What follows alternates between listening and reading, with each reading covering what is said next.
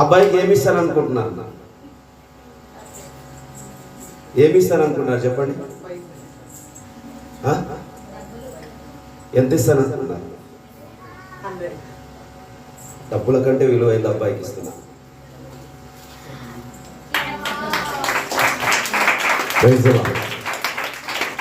డబ్బు కంటే విలువైంది.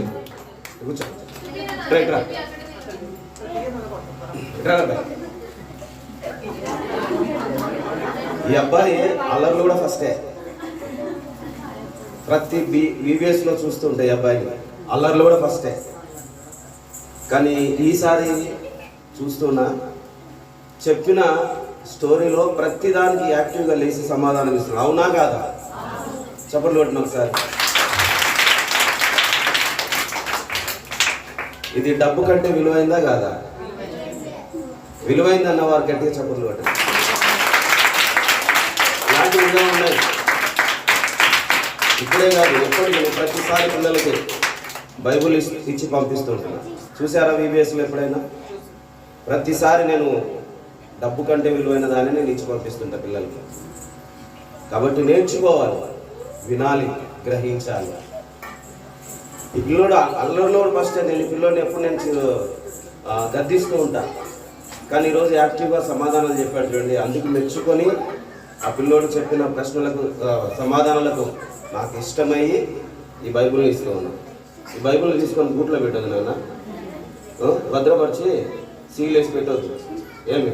ఏం చేస్తావు? ఏం చేస్తావు రా? దిక్కులు చూస్తావు. వెళ్ళి చదవాలి. చదవనికనే ఈ బైబిల్ ఇచ్చింది. పాస్టర్ గారు నాకు బైబిల్ ఇచ్చారని చెప్పి అక్కడ మీ మమ్మీ చెప్పి అక్కడ పెట్టు మమ్మీ అని చెప్పేసి అట్లా పెట్టొద్దు. చదువుతూ ఉంటాం. నెక్స్ట్ VBSలో పేపర్లన్నీ కలుసుకోకుండా ఉండాలి. పేపర్లు కలుసుకున్నాయంటే నువ్వు బైబిల్ చదవడం లేదని అర్థం. పేపర్లు కలుసుకున్నాయంటే దీంట్లో బైబిల్ చదవలేదని అర్థం. అది పేపర్లో ఒక్కొక్క పేపర్ విడివిడిగా ఉందంటే నువ్వు బైబిల్ చదువుతున్నావు అర్థం. అవునా?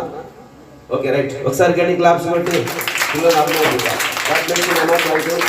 చక్కగా ఉన్నాం. అల్లరి కూడా చేయడం మానే. ఓకే, థ్యాంక్ యూ అమ్మా.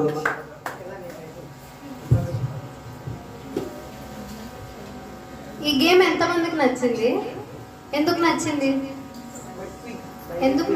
ఛేదించండి, ఆన్సర్ చెప్పండి. ఎందుకు నచ్చింది? మీరు ఆన్సర్ చెప్తున్నారు కానీ ఈ స్టార్ వెనక ఎన్ని మార్క్స్ ఉన్నాయో మీకు తెలియదు. ఏం తెలీదు? ఒక్కొక్క స్టార్కి ఎన్ని మార్క్స్ అనేది నేను ముందు చెప్పినానా?